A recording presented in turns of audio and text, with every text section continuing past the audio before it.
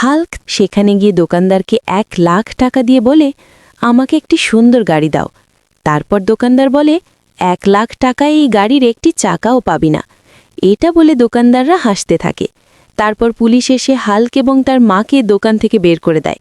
তারপর হাল্ক বাসায় এসে তার মাকে বলে, মা, আমি তোমার স্বপ্ন একদিন পূরণ করবই।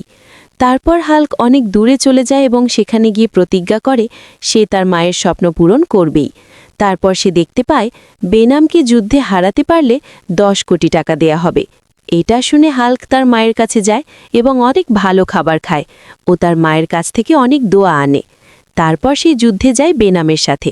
বেনাম হাল্ককে অনেক জোরে মাটিতে ফেলে দেয়। বন্ধুরা, তোমরা যদি চাও হাল্ক জিতুক এবং তার মায়ের স্বপ্ন পূরণ করুক, তাহলে এই ভিডিওতে একটি লাইক এবং একটি সাবস্ক্রাইব করো।